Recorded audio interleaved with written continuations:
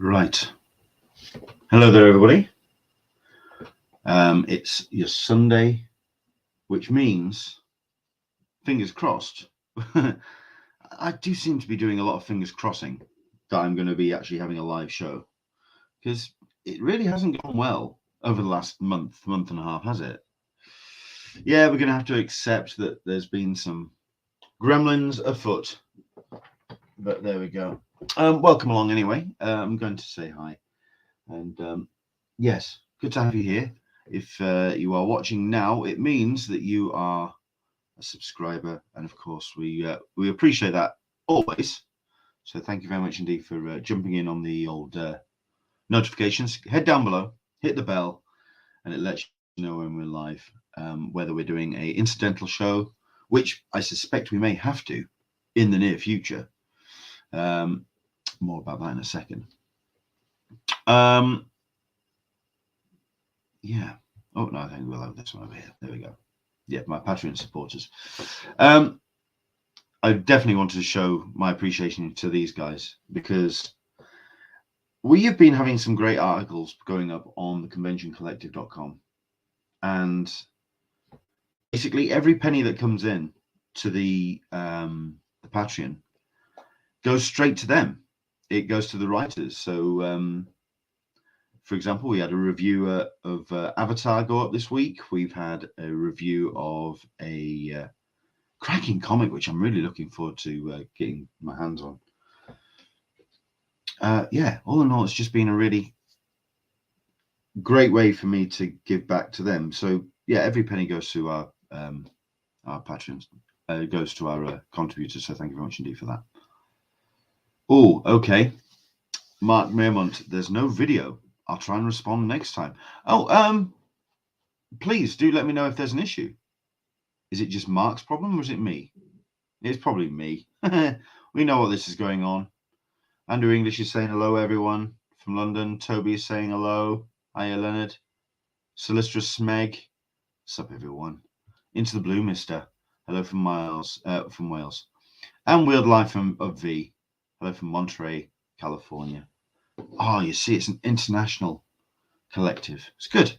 Mark Mearmont, there's no video. I'll try and respond next time. Please do let me know, everyone, if there is actually issue with the video, because I'd like to know.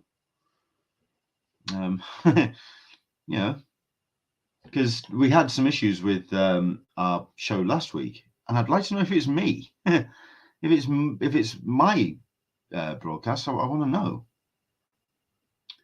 Mark Mearmont, goodbye from Clearwater, Florida. Oh no, what a shame. So I'll play the opening credits. We'll see what happens. Let us know what's going on, everyone. Yeah.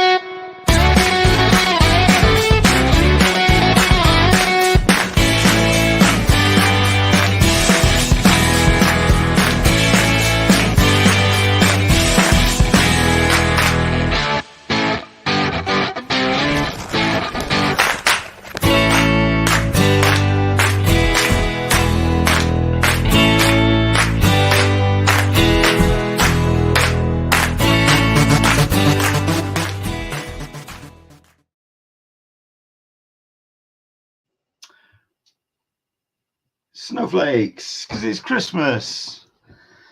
Well, we're nearly there, aren't we? 1 week away. Hello there, everybody. Welcome along to Talkin Con, a cup of tea with an Englishman in San Diego. There's nothing away. Get rid of those for a second. Hello there. We've got comments. We've got people who are saying hello. Andrew English is saying, I saw the countdown. Into the Blue, mister. Everyone looks groovy at my end. Michael P. Hi, guys, and Merry Christmas. Yes, Merry Christmas to you guys. Welcome along to Talkin Con, a cup of tea with an Englishman in San Diego. It's a pleasure to have you here. Thank you so much indeed for your company. No guest today. We've had another cancellation, but that's mostly, I suspect, down to, at the end of the day, we have 7 days away. from Christmas. So everyone's kind of like now breaking up for holidays or having babies by the looks of things. We've got T. Berry Blue, who's an excellent comic creator. They've just given birth. We've also got Rachel Smith, who has yet to properly announce, but I will say that there's good news on her baby front. So that's all well and good. But yeah, everyone's just kind of like busy. So there we go. Yeah, so we've got no guests as such. So today it's going to be a little bit more loose and informal. We may even finish a little early. But we've got a couple of headlines, a couple of things to talk about. And also maybe a little bit of a Christmas present from me to you in terms of a bit of a video that you get to choose. So tell you what, we'll do a couple of things. Andrew English, the occasional picture freeze. I am wondering if that is just, if it's me, because I am hardwired into my extension box going out. So please let me know if this is continuing. In the comments, let me know if there's a technical issue with the broadcast, because I want to make sure that's okay. What is that? I'm crying, baby. No idea what that is. There we go. So yes, please do let us know what the technical issues, or if there are any technical issues. I mean, I really want to apologize not only to you guys for watching, but also to Mark Stafford, who was joining us last week to talk about his project, which he's currently promoting at the moment, which Salmonella Smorgasbord, which hopefully you went and had checked that out. It's on crowdfunder.com. Tell you what, I've still got it up from last week. Crowdfunder.com, Salmonella Smorgasbord. I've been rereading the PDF that he sent through pretty much all of last week, because it was just so much fun. It is just such a really cool collection of his work over the course of the many years that he's been an eminent cartoonist. So no, excellent. It was a really, I really love the book. It's a shame that we had the technical issues with Mark. And again, I'm not entirely sure if it's my end or if it was something at his, but there was just a serious lag, and his picture kept freezing, and it didn't quite work. And so it wasn't the most in-depth conversation. But hopefully you get the chance to go to crowdfunder.com and check out Salmonella Smorgasbord, because it really was. It's a hell of a book. And if you get the chance to own that collection, I think you'll have an excellent addition to your library. So there we go. So yes, Toby saying hello, not seeing any issues so far. Good to hear. Sarita P is saying hello. And we got Aaron Neighbors joining us as well. Hola. From San Diego. Welcome. So a couple of things to explain. Number one, yes, it's still not entirely decorated, but again, this is Christmas for you, so I've been very busy at the job, and also it means that any kind of free time I have been doing DJing as well. I'm now done for DJing now for the year, but there's nothing next weekend, because obviously with the whole everyone's just kind of, yeah, it was all kind of nice to do some DJing over the last couple of weeks. But now next week, it's obviously Christmas Eve and Christmas Day. So there's no DJing in. So that's me done now. And the next job for me is New Year's Eve. I am saying, it's showing that I've got connection is unstable. If I unplug this cable, this is going straight to just Wi-Fi now.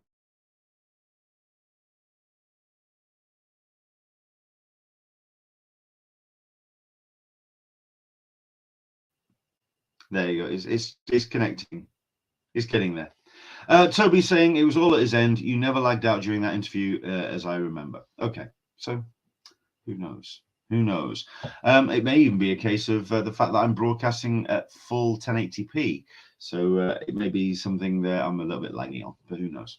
Right, so just a couple of things then. Like I say, some headlines that we want to do, and also some conversations that I want to have with you guys. So if there's any questions you want to just get out there. I mean, we've got people talking about the DC news, so much DC news going on at the moment. I mean, there's some stuff which I would like to talk about, and some stuff which I can't, because my brother is actually involved in the production of one of the DC films. And he would like to see himself on screen. He'd like to see that film released, which, if it all came off, he would be a rather significant character in a certain DC character's lexicon. So obviously he would like to see himself on screen, but from what I've been hearing, certainly the way that the Flash is getting panned out, whether stuff's being edited out of the Flash, obviously Henry Cavill.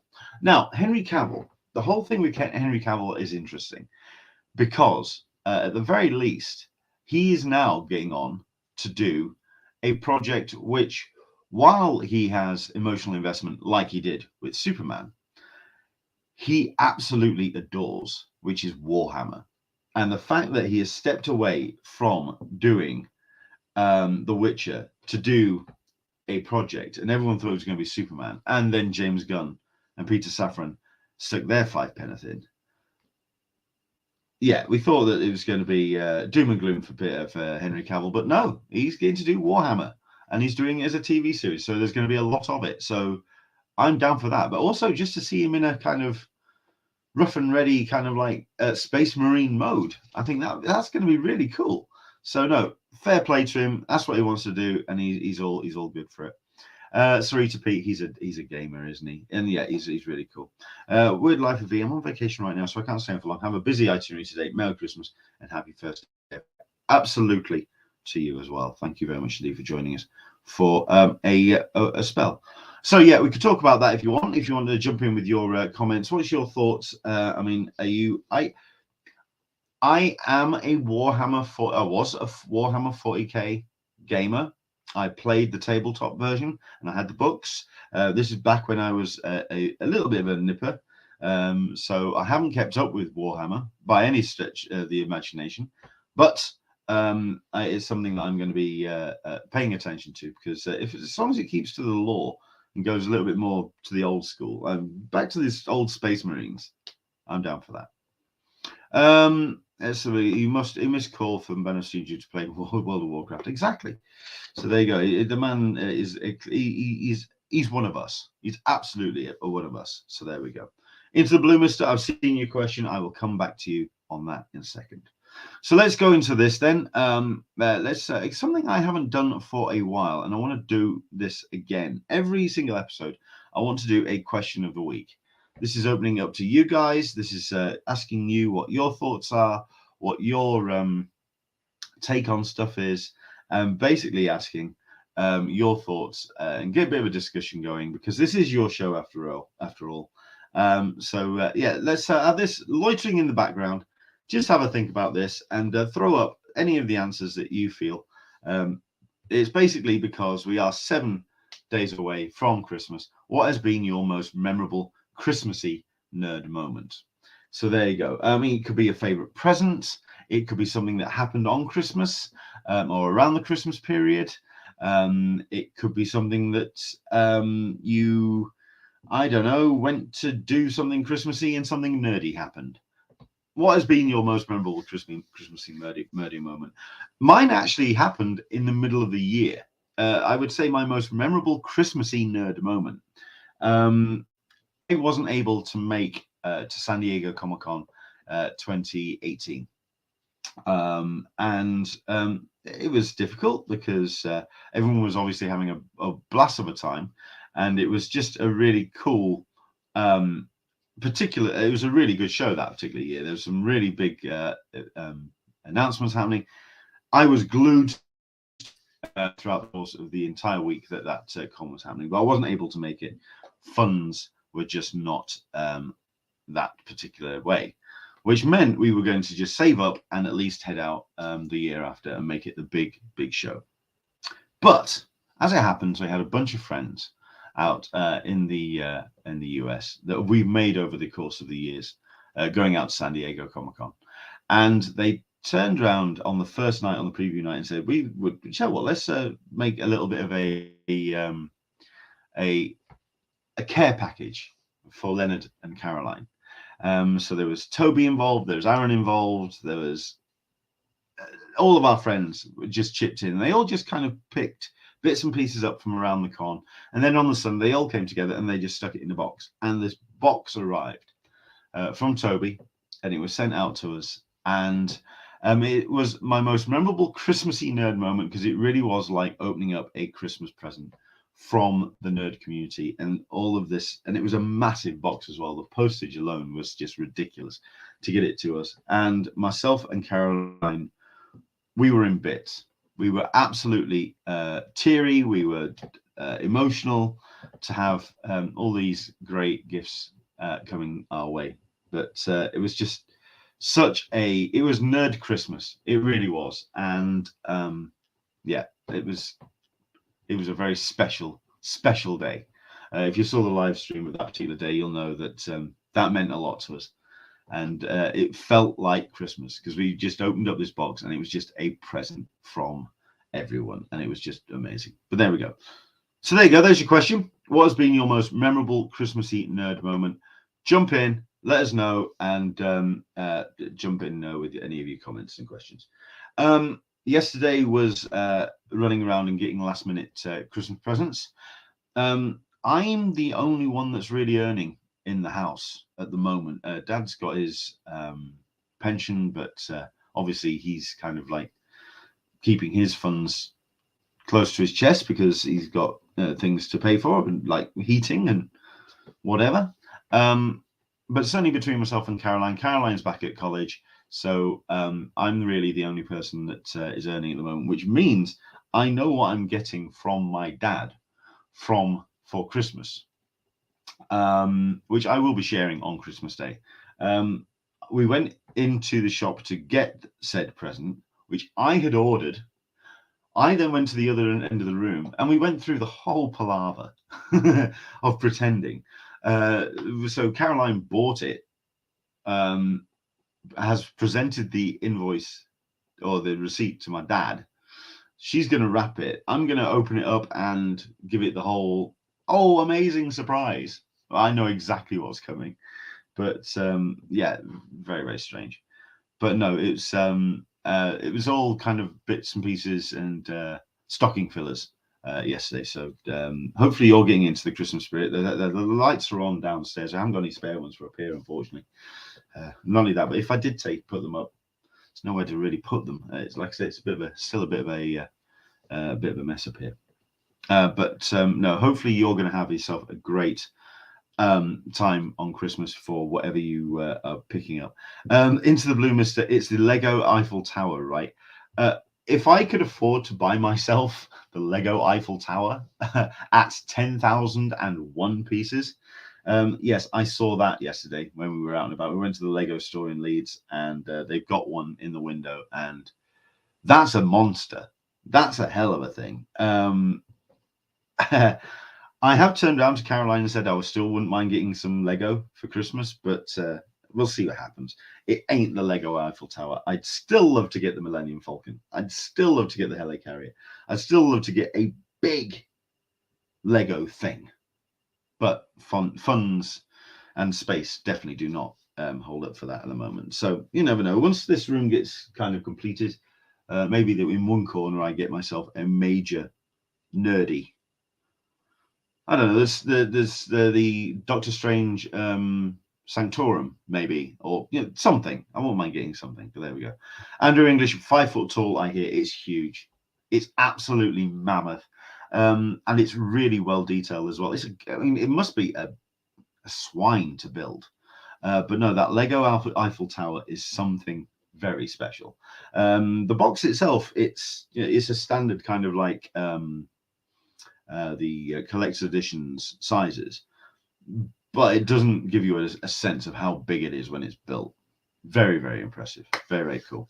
Solicitor Smeg, the older I get, the more Lego sets look like things I'll step on at night going to the bathroom. It's the worst pain in the world to stand on one of those things, isn't it? And I saw one in the Cardiff store on the weekend. It's enormous. It's huge.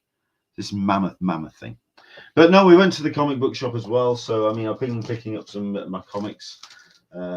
So there are some books I can recommend, certainly, to you guys if you are heading to your comic book shop. Because I do want this to be very much about your comics as well.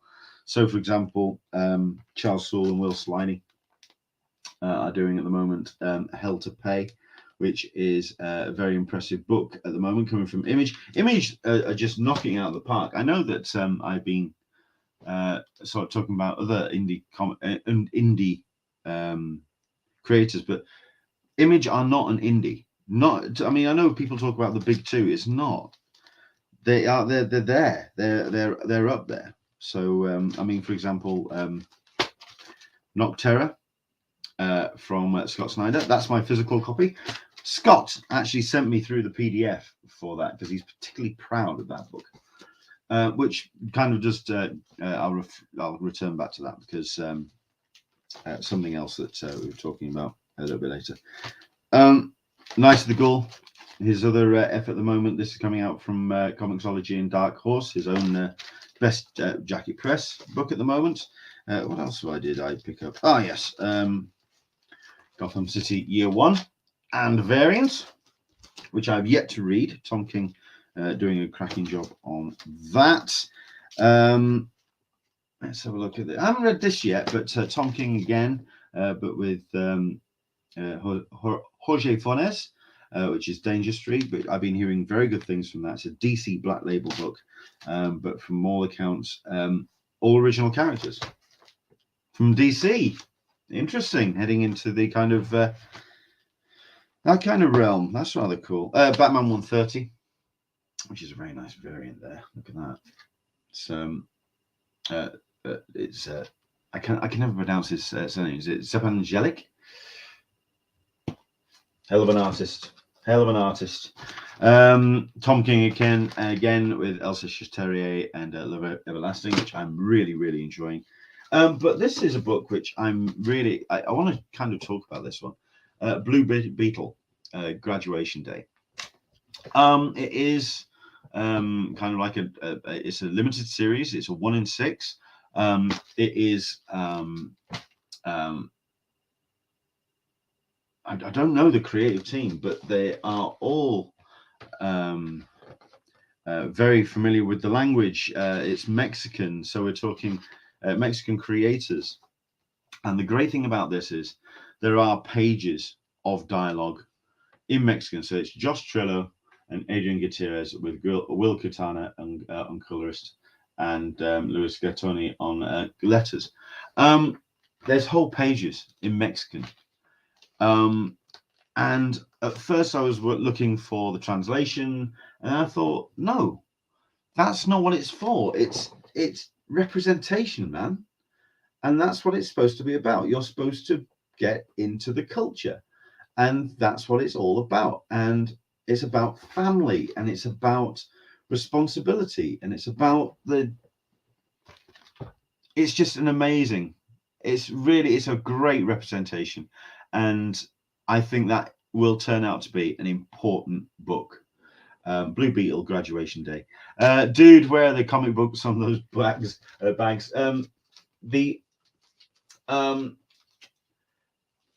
OK Comics do not deliver boards per bag as standard. The only ones that they do are the kind of like the variants. So that comes with a backboard. And look at this. Who's this? Oh, Greg Smallwood doing his variant there for Batman Year One issue 2. Yeah, those come with the backboards. The rest of them, not so much. I just be very careful with them. So there we go. Yeah. So I've got some comics to read. I've got a lot of comics to catch up on. So I'm looking forward to next week and just getting the chance to catch up on my comics. So there we go. Into the Blue Mist, I think there's an international shortage of boards at the moment. I can't find any anywhere. Interesting. Okay, I'm going to have to look into that if that's the case. I mean, then again, it's turning into a little bit of a strange kind of time financially for the comics industry across the board, considering that if you've been following social media, artists not getting paid by even some of the bigger names, such as Valiant, haven't been paying work for artists for up to something 6 months. You've got the likes of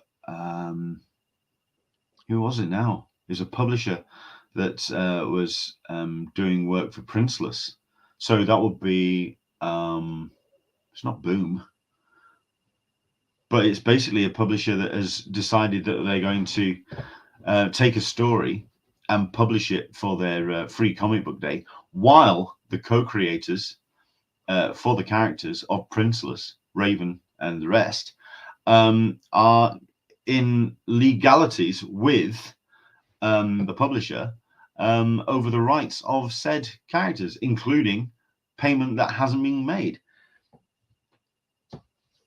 We talk about, I mean, there's currently strikes happening here in the UK, and there's quite a significant amount of them in the nurses community, in transport, in energy supply. There's all the strikes which are happening over the course of this week and next.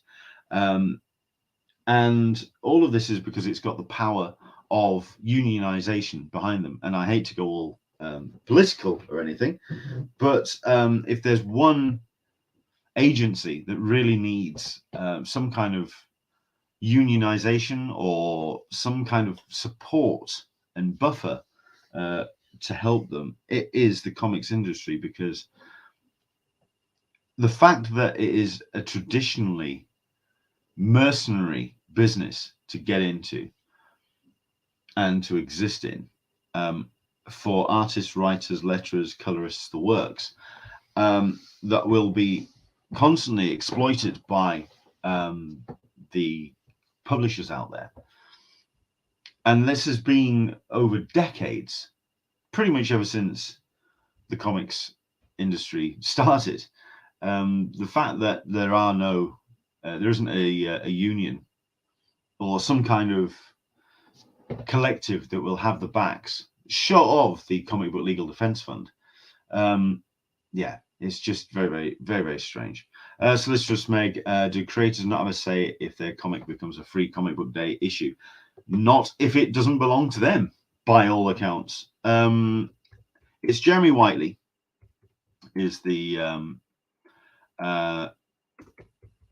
creator, and yeah, he posted over the course of this week that, yeah, it's just been so difficult for them to keep quiet when they've got this legal battle over the rights of their character and characters, which are now in the hands of the publisher.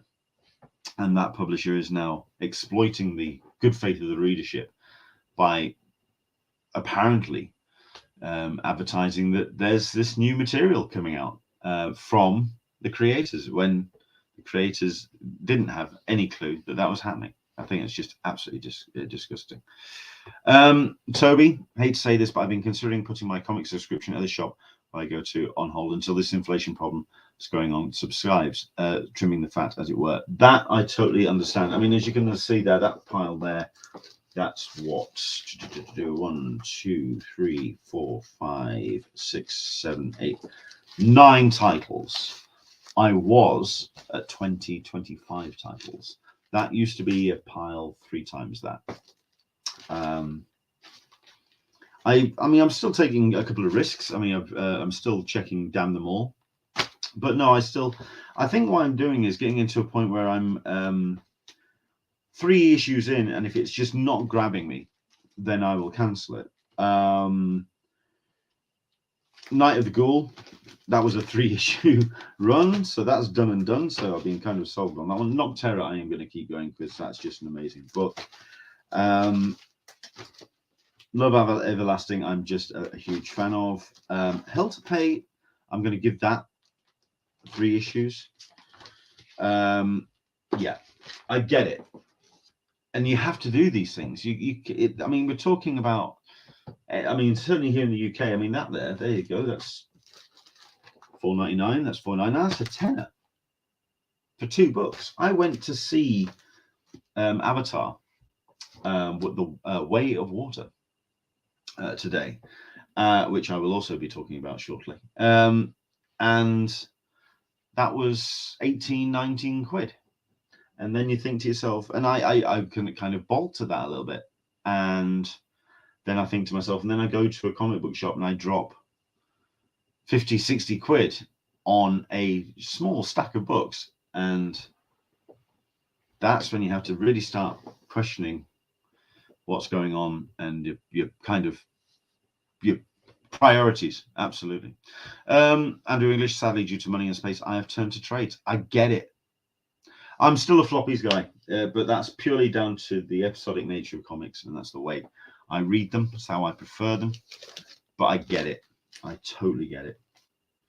I have been, because I do stick all of these in CLZ comics as a collector, just to kind of get me a sense of what books I've got and what books I want to kind of keep a hold of.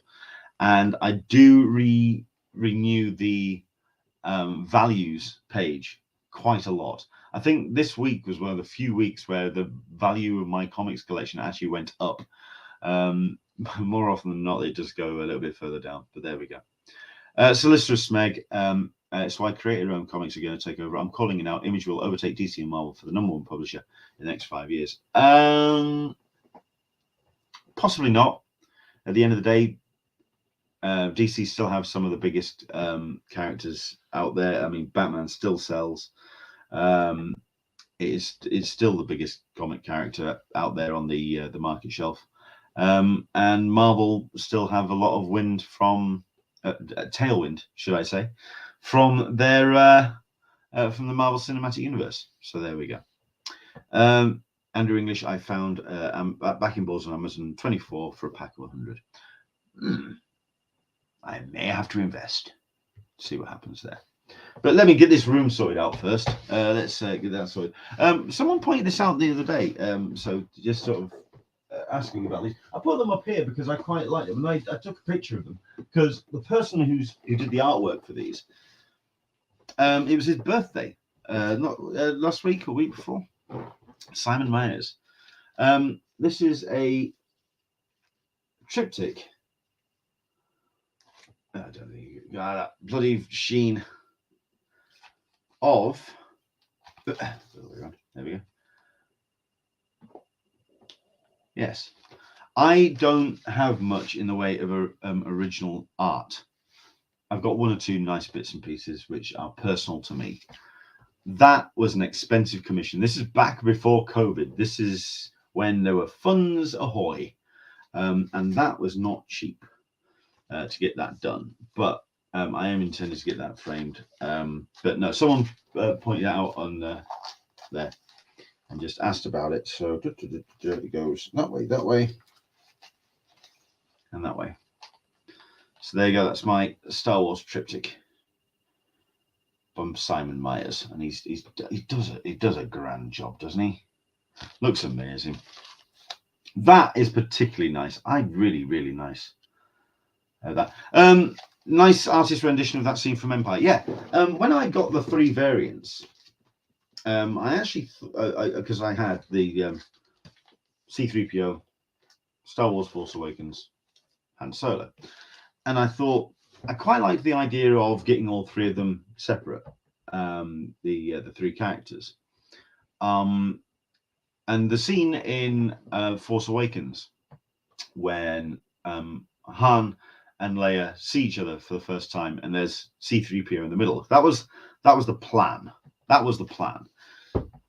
Simon liked it and he ran with it, but then he turned around and said that what he actually quite liked the idea of, there wasn't a strong enough image. It wasn't, and certainly he wanted to do more with the faces. I mean, what he's done with the rendition. I mean, he's just such an amazing artist anyway. Yeah. And what he's done there with Harrison Ford, young Harrison Ford's face, looks great. And actually, the detail he's put into 3PO looks great. Very nice. Into the Blue Mister, those are very nice. Get them framed alongside the Scotty Young connecting covers. I have 2 sets of those. One I had nicely signed by a lot of the creators, as well as Scotty Young, at which point I then gave them to a local framer here in the UK, and he put them in a frame. And he said, and I said, well, I won't mind getting some more signature on. So how do I get them out of the frame? He said, I'll bring them back to me and we'll get them out of the frame for you, which kind of sent red flags going off. At which point there was a convention I got invited to very last minute. So I thought, you know what, I'll just pop the frame open, slide the comics out, get them signed, put them back in. At which point I discovered that my local framer, or a framer here in the UK, here in Cleckheaton, decided that the best way to mount these comics was to stick them directly to the backboard with double-sided sticky tape. I'll let you decide on which words I used when I discovered that that is what he'd done. He had absolutely wrecked those books. So I'm currently got the second set, and I'm going to do my best to get them re-signed by Terry Dodson, Rachel Dodson, Mark Wade, yada, yada, yada. It hurt when I discovered what he had done to those books, and I certainly won't. Yeah, I mean, Into the Blue Mister. Oh no, it's all capital letters coming in. Yeah, not fun. That hurt. So no, I mean, I've taken some advice from Neil Williamson, whose birthday was this week. Happy birthday, Neil! It was his birthday yesterday. If he ends up watching this at some point. Leave them in the backing bag and then mount them, so at least they're protected. You learn these things, but 3 books to learn with, that was just awful. But there we go. Right, let's get on some news, because there are some bits and pieces. So for example, we have got some news about San Diego Comic-Con. Of all things, it's yes. I mean, not only have we got the early bird hotel sale, which is currently going ahead. If you are up for going to San Diego Comic-Con, by now you should know if you're going or not, because we've had the badge sales and all of that. So yeah, if you are attending, if you know you have the opportunity to book your room now, these are rooms that are held in the Mission Valley and Airport area. Nicely cheap. Bit out of the way, but on the shuttle route, and at least they're guaranteed hotel rooms. You know that you've got a bed to stay in, and like I say, they're not that expensive. They're all that has to be paid in advance. It has to be all 4 days, and they're not non-transferable. So it's a wad of cash to put down before Christmas, but at least they're there, and at least it was available. So there was that. But the news that has come out to the last couple of days, which is first offsite, and it's back for Her Universe, presented by Disney and Hot Topic, returning to San Diego in 2023. Her Universe is a known geek and nerd brand. While I would say there are Hero Within, for example, a little bit more subtle. Her Universe definitely wears its nerd cred on its sleeve, and they're very obvious about what the actual branding is all about, and it's very upfront and personal. So yeah, very. It's not subtle. It's strong designs. However, what they're actually putting forward is for people to take part and create something which will be a fashion collection with Her Universe for Hot Topic in celebration of Disney's 100th anniversary. We're talking 20 to 25 pre-selected amateur designers, 18 plus, creating a one-of-a-kind, not for resale couture design. Now, the submissions are available on the Her Universe site, on heruniverse.com/her-universe-fashion-show-2023. Now, it does say that it must be geek couture fashion, so not a costume. So we're not talking cosplay, but it can be based on anything that's celebrated within the Walt Disney Company family of properties. So that's Disney, Pixar, Marvel, Star Wars, Lucasfilm, 20th Century, National Geographic. Quite a wide selection there. 3 designs on a submission form, but only one will be chosen, and it will be open until the 28th of April. So you've got, if you are a designer and or you know somebody who is a designer and wants to get a foot in the door when it comes to a high-profile show, because this is something that usually takes place in the Grand Marriott Hotel in the ballroom. They have the full runway, they go all out, and they make it a nice big show. All finalists will need to provide their own styling, makeup, hair design, and model at their own expense. Ouch. Yeah, they're definitely putting all the pressure on the creator. So if you feel it's something that you know someone could be interested in, just to get your foot in the door. I mean, heaven knows if you manage to get pull off on this one and kind of go selected as part of the fashion show.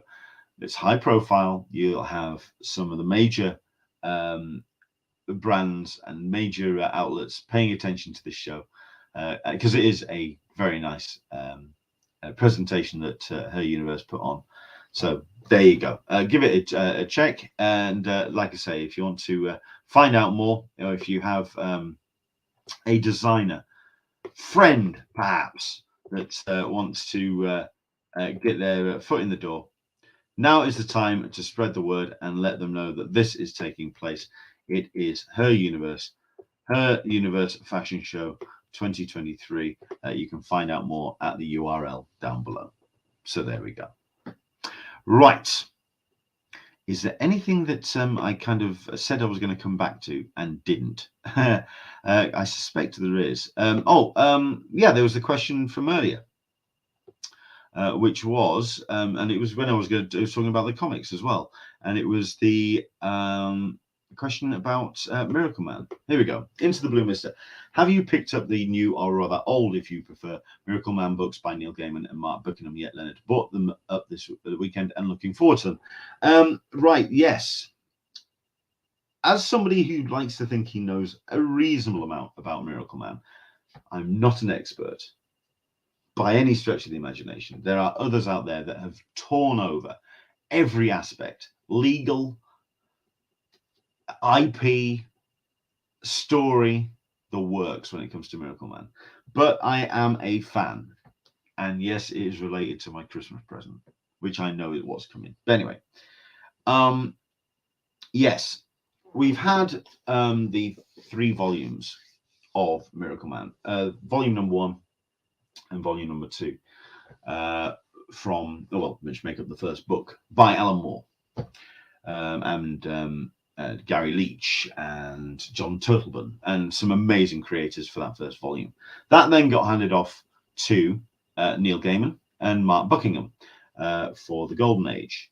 We are now at which point there was going to be the plans for the third arc, the third volume of Miracle Man stories. And yeah, it was going to be this interesting dissection of what happens when a godlike figure creates nirvana on earth, and when it starts to all go horribly wrong. And that's where we were. We're talking over 10 years ago now, when that volume was about to come out.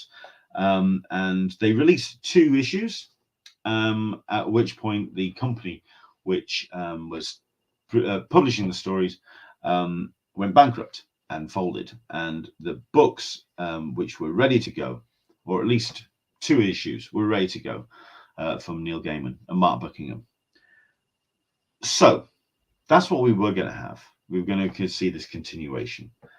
At which point we heard that we were getting the continuation of that story. Excellent. Fantastic.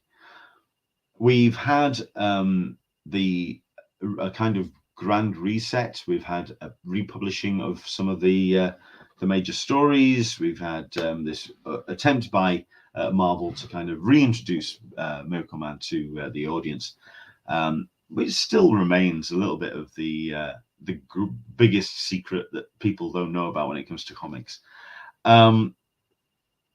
But what they have done if they've created or they've republished issues number 1 and issue number 2, and they've done it in a kind of remastered way. Mark Buckingham has gone back to the scripts as written by Neil Gaiman, kept word to word for the original scripts, but has remastered the art and redrawn it some 12, 13 years later. Yeah. Issue number 1, issue number 2 has come out. Issue number 3 has just has dropped, and it's now the first time we're seeing original material and the continuation of the story. I prefer the original art, and I'm going to get so slammed for that. I prefer the original art. I just do. I think it folds neatly into the original art style of Mark Buckingham, but he's obviously evolved over the years. He's changed his art style. He wanted to redress it and look at the way that the story was being told. I prefer the original. Okay, but no, I'm down for seeing where the story goes. I get the sneaking suspicion I have an idea where it's going to go.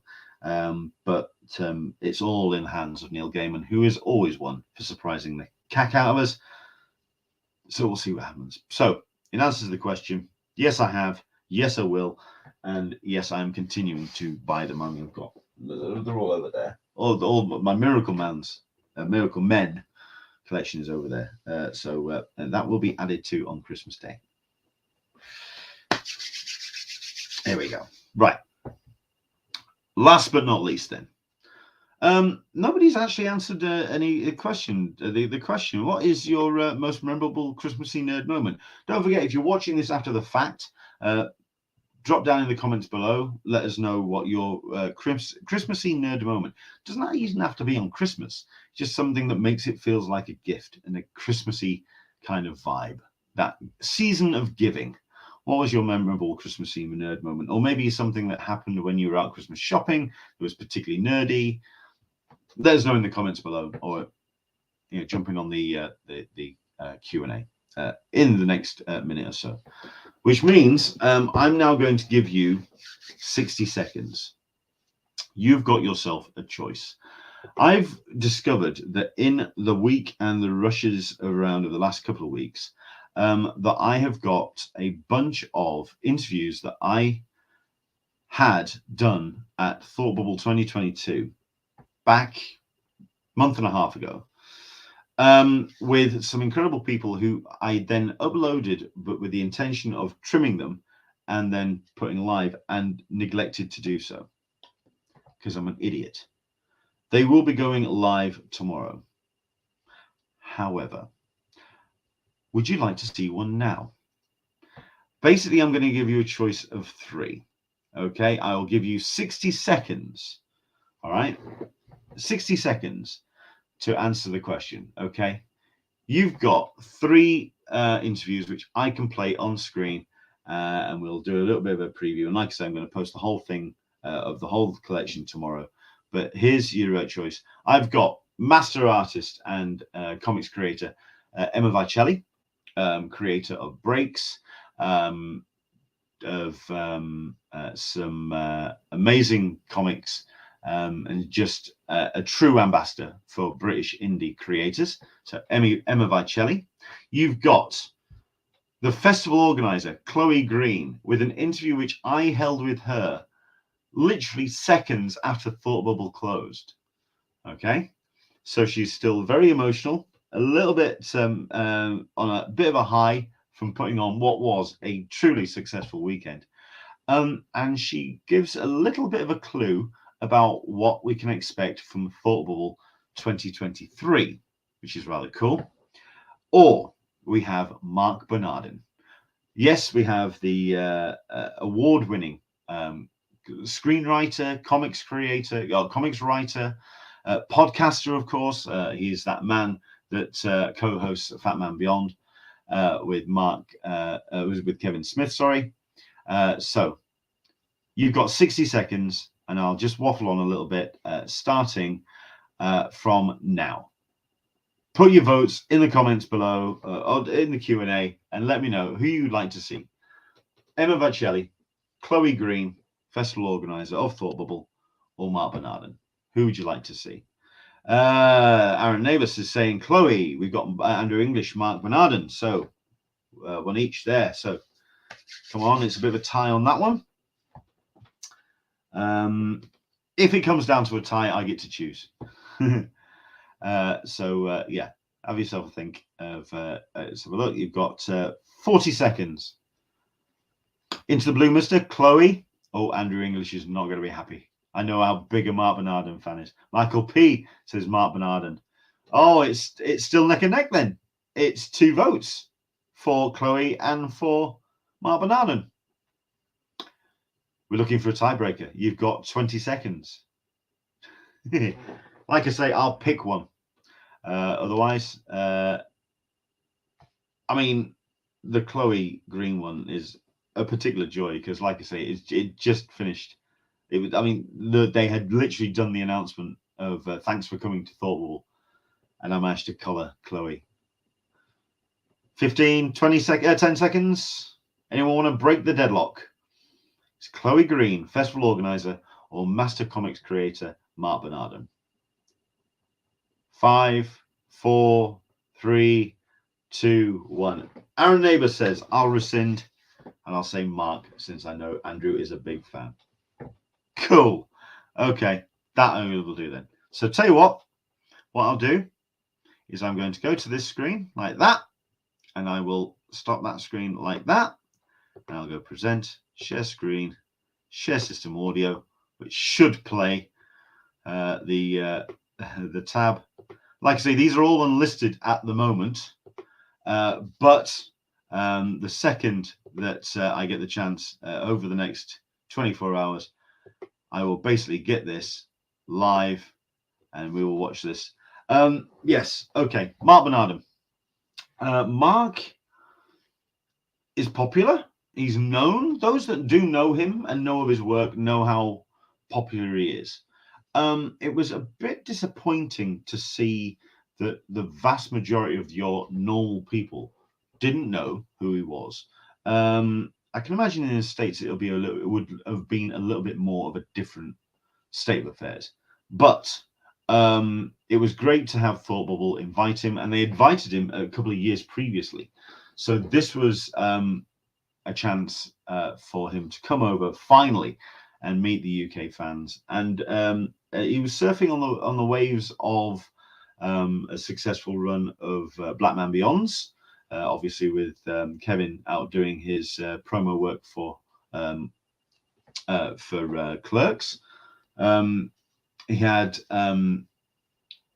his own graphic novel, which he was selling at the show, which is an incredible piece of work, award-winning, like I say. And of course, he has his directorial debut. Apparently, Splinter is complete. It's done.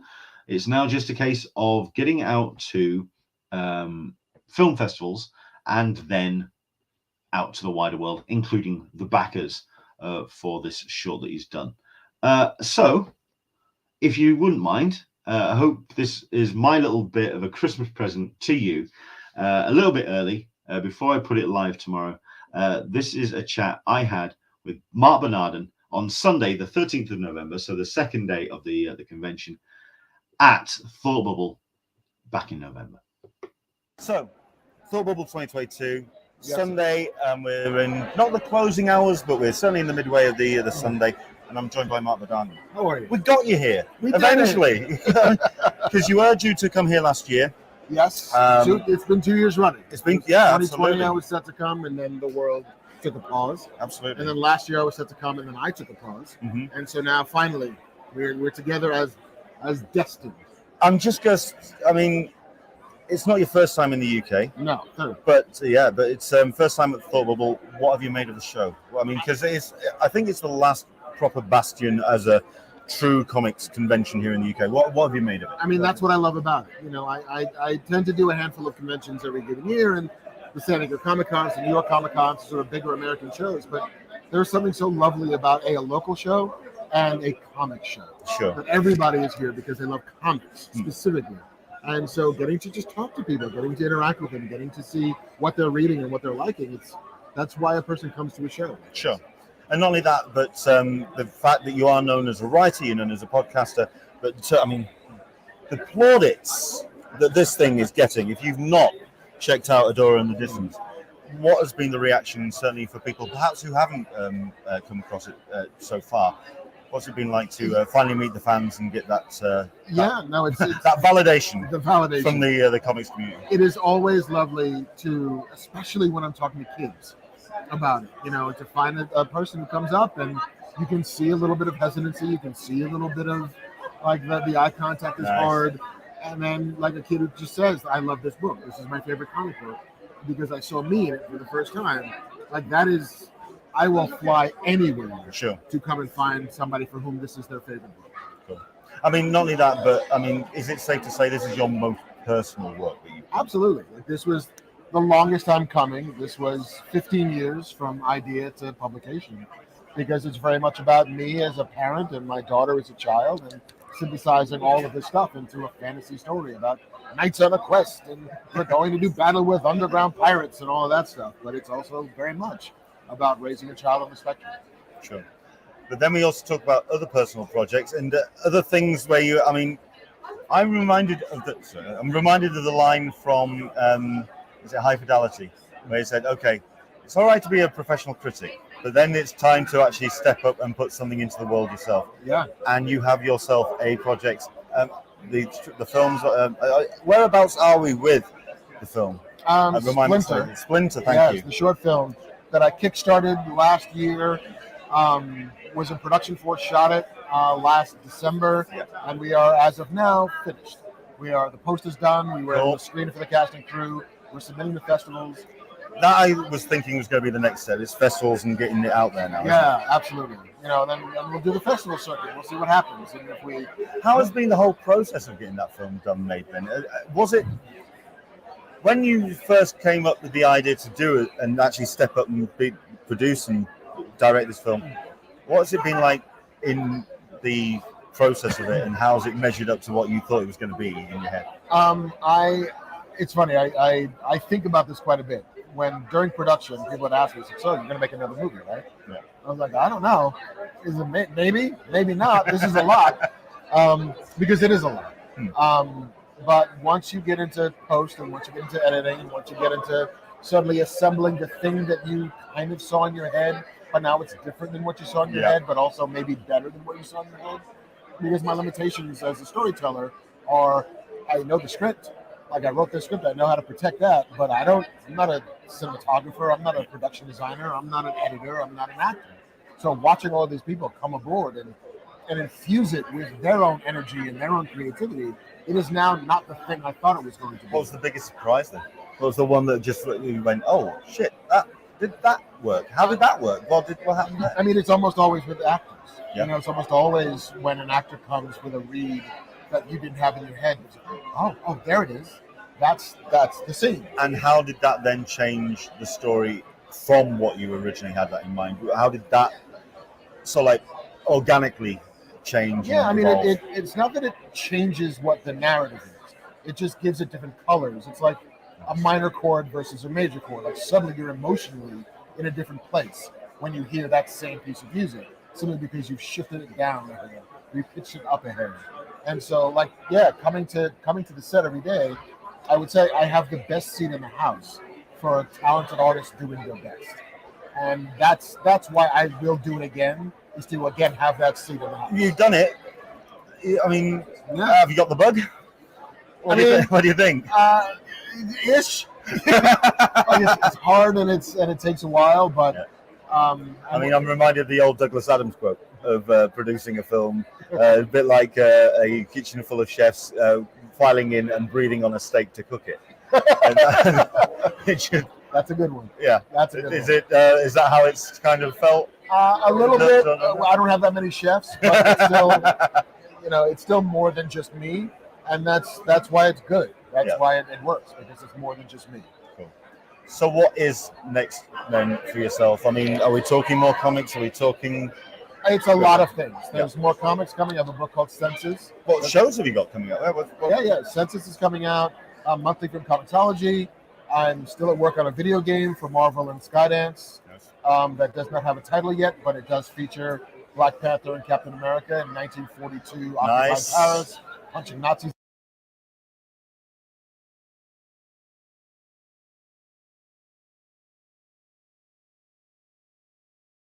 And that shouldn't have been muted. That shouldn't have stopped right there. There was more to that. Gonna have to try and track that down. Yes. Yeah, there was more to it, but at least we got a little bit of it, and I'll get the rest of it up tomorrow. But there we go, a little bit of a Mark Bernardin mini interview there, which I held at Thought Bubble. Yeah, good guy, very good guy. I mean, we talk about those moments when you lose the plot a little bit when you get to speak to somebody. And I mean, this weekend, that particular weekend, it was a case of bumping into some incredible talent. And I'm in a very, very privileged place at the moment where I can just go up to people and talk to them, and they are my friends now. So, for example, Alex Packnadell, I consider as a friend. Nick Brokenshire, I consider myself a friend. Emma Vicelli, I consider a friend. Rachel Smith, I consider a friend. Chip Mosier from Comixology, I can talk to, and we did have a couple of pints. And Scott Snyder, I consider a friend now, which is weird, a strange thing to say. But to then go to that opening night, it was a quiz night that was being held at a pizza place, and to come around and then just turn around and there's Mark Bernardin. I go, shit, you're Mark Bernardin. Blah, blah, blah. And I literally lost it. I couldn't get my words straight. And it was only about half an hour later when I then collared him, just so like in the corridor. I said, right, okay, now I can compose myself. Yeah, good guy. Very good guy indeed. So there we go. Right. I think we'll wrap it up there and just say thank you very much indeed for watching. Thanks for everyone for contributing and jumping in with their comments and questions and bits and pieces today. Yeah, like I say, I wasn't too sure how the show was going to go, but it was going to be more of a little bit of an impromptu type thing. But it's been good to kind of catch up with everyone, if anything, because the last 2-3 weeks have been so difficult, technically wise. But we've got a show done, and yeah, all sorted.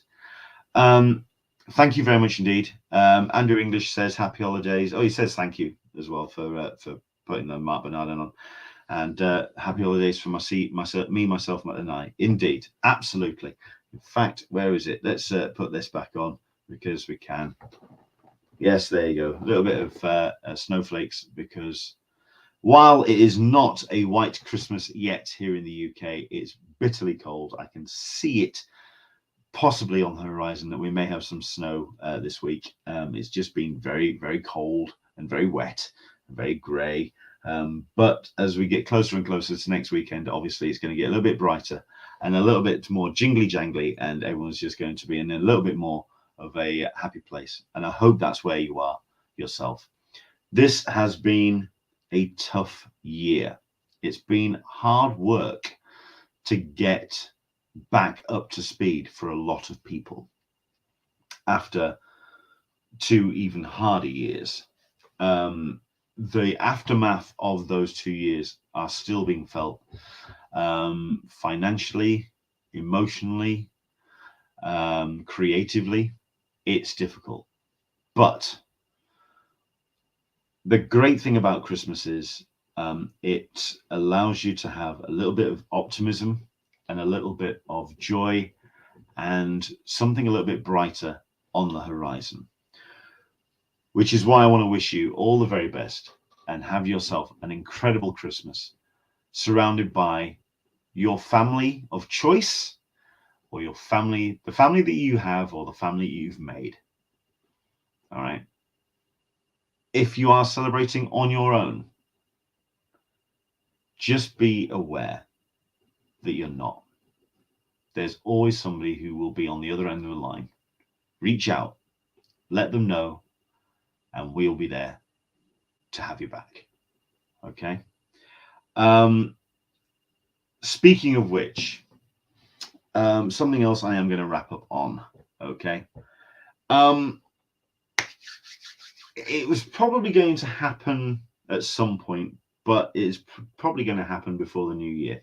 So in the next couple of weeks, I am going to be more than likely closing, if not closing down, certainly not posting to the Twitter account, to the Bird app anymore. If you are watching this on Twitter, yes, I will still be sharing this the show to Twitter, but I won't be advertising as much on there. I won't be doing much on Twitter, shy of sharing maybe the post from the Convention Collective. I certainly will be less obvious on that site, because it's okay to know that the lunatics are taking over the asylum, but when the warden is actively opening up the doors and letting them run amok, that's when it's time. I think the way I described it to someone once was, yes, it's a little bit like the bear taking a massive dump on the kitchen table, but you don't have that happen in the middle of a party, and if it does, you know that that's when the party is time to leave. So that's what I'm going to be doing. I'm going to be heading over more to Mastodon and also to Hive. It's still going to be the same thing down there. Englishman s10e15. Yes, I know that Hive is still incredibly twitchy, but at least it feels a little bit more optimistic. There's a lot of creative people on there. There's people that want to kind of spread the word about their creative endeavors. We can't say further than that. Yeah, I think the bonfire, which is Twitter, is something which I'm just going to step away from before it actually takes the rafters to the ground. Yeah, Mastodon and Hive. You'll see me on both of those socials. More than likely more Hive. I enjoy Hive more. So I feel it's optimistic as a social media, however glitchy it may be, if anything, because it feels like virgin territory. So that's why I feel that I'm going to be living more. But there you go, Englishman s10e15, you'll be able to find me on there. If anything, Hive, I'll try and be that kind of like first port of call for your convention news, for your San Diego Comic-Con stuff. So please do follow me. If you are going to Hive or the Hive social, Englishman s10e15, you'll find me on there. But as for Twitter, I mean, I know that it's what, 7,000 followers at the moment, which isn't anything to be sniffed at. But I think I'm more than happy to just say, I think it's time to call time. That's going to happen in the next couple of weeks. You'll see me less and less on Twitter and more on Mastodon and on Hive. So there we go. To everybody, let's say our farewells. Wishing everyone delightful holidays, full of love and joy. Our neighbours, happy holidays, everyone. Happy Christmas to you, sir. Clyde Nee as well. Merry Christmas to you. Sarita P, to you and yours in the chat. Into the Blue Mister, Merry Christmas, everyone. And Andrew English, I lost the Christmas spirit when I inherited the drinks cabinet and lost the key. Yeah, I hear you. I hear you. That's what a good hardy screwdriver and a popping of the lock's all about, sir. So there you go. Right, Christmas. I don't think I'm going to be doing a full show. We will not be having a full episode next week on the 25th, but I may come online just for like 10 minutes or so, just to wish you all the very best and maybe show off one or two of my nerdy presents and just have a chat with you and see how you've been doing and see how your Christmas is. We will not be doing a show on the 1st of January, mostly because I am actually working on the New Year's Eve and I'm going to be absolutely shattered. And I think just a day I'm just going to take New Year's Day off. So we'll be back properly with an actual full-blown show on the 8th of January. Okay, Sunday the 8th for episode 16. Hopefully we're going to be getting some guests back on. I am still trying to reschedule for Scott Snyder. Scott apparently is struggling to actually get his Sundays free. So we may be doing a show and pre-recording it.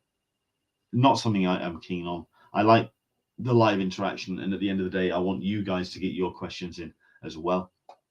But we'll see what happens. Who else have we got? Sarah Gailey and Liana Kangas.